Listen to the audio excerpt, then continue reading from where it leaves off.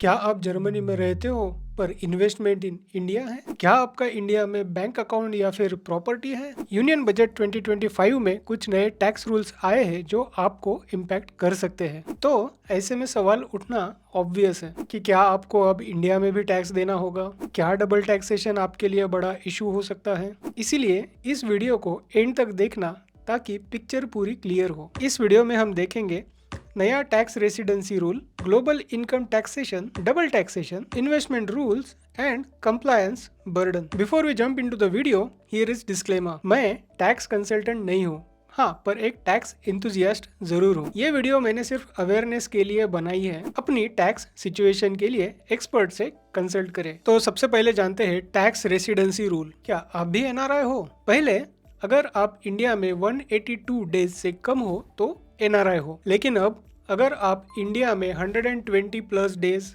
रहते हो और आपकी इनकम इंडिया में more than 15 lakh rupees per year है तो आप RNOR बन सकते हो। RNOR means resident but not ordinarily resident. But इससे किनको इम्पैक्ट होगा? जो फ्रिक्वेंटली इंडिया जाते हैं, जिनकी इंडिया में बिजनेस और रेंटल इनकम है और जो इंडिया और जर्मनी दोनों जगह में इन्वेस्टमेंट्स कर रहे हैं। तो अभी सॉल्यूशन पे भी बात कर लेते हैं। तो आपका स्टे ट्रैक करें और इनकम सोर्सेस प्लान करें। अब जानते हैं ग्लोबल इनकम टैक्सेशन। क्या जर्मनी की इनकम टैक्सेबल है? अगर आप RNOR हो तो सिर्फ इंडियन इनकम टैक्सेबल है, और अगर आप रेसिडेंट बन गए तो ग्लोबल इनकम भी इंडिया में टैक्सेबल होगी। तो अभी जान लेते हैं यहाँ पे रिस्क किनको है। तो जो जर्मनी और इंडिया में दोनों जगह पे काम करते हैं, फ्रीलांसर्स या फिर कंसल्टेंट्स जो इंडियन क्लाइंट्स के साथ में काम करते हैं और जिनके इंडिया से मल्टीपल इनकम रिसोर्सेस है, जिसमें म्यूचुअल फंड्स हो गया, आपका स्टॉक मार्केट हो गया,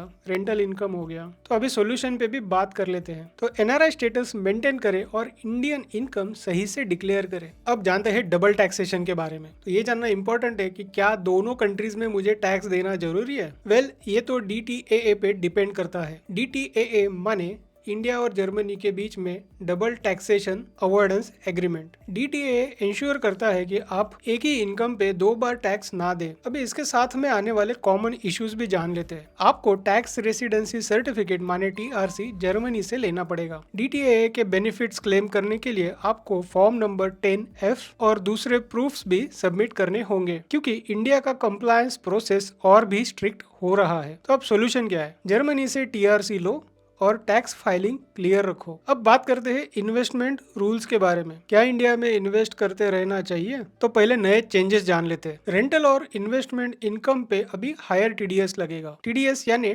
tax deducted at source. NRIs के लिए अब stricter KYC and tax filing होगी। तो अभी सोल्यूशन भी बात कर लेते हैं। टैक्स इम्प्लीकेशन समझ कर ही इन्वेस्टमेंट्स करें। आपके फाइनेंशियल प्लानिंग के लिए NRE NRO बैंक अकाउंट्स का सही यूज करें। तो आज का आखिरी पॉइंट जान लेते हैं, कंप्लायंस का बर्डन, नया paper work and reporting. Important changes जान लेते हैं। इसमें है फॉरेन एसेट रिपोर्टिंग। अगर आपके इंडिया में एसेट्स है तो हो सकता है आपको उसका डिस्क्लोजर देना पड़े। अगला है bank accounts and tax security. Indian bank accounts आप मेंटेन कर रहे हो ना? क्योंकि अभी स्ट्रिक्टर कंप्लायंस के लिए रेडी रहना होगा। तो अभी सॉल्यूशन भी जान लेते हैं। Tax filing deadlines and compliance rules को फॉलो करें। क्लैरिटी के लिए एक टैक्स एक्सपर्ट से कंसल्ट करें। ये टैक्स चेंजेस NRIs के लिए वेकअप कॉल है। अभी से अपनी टैक्स प्लानिंग करो ताकि फ्यूचर में कोई प्रॉब्लम ना हो। अगर से ये वीडियो आपको हेल्पफुल लगी तो लाइक और शेयर करना ना भूलना। कोई सवाल है तो कमेंट में लिखो, मैं आंसर करने की पूरी कोशिश करूंगा। और ऐसी ही अपडेट्स के लिए ग्लोब प्रवासी को सब्सक्राइब करना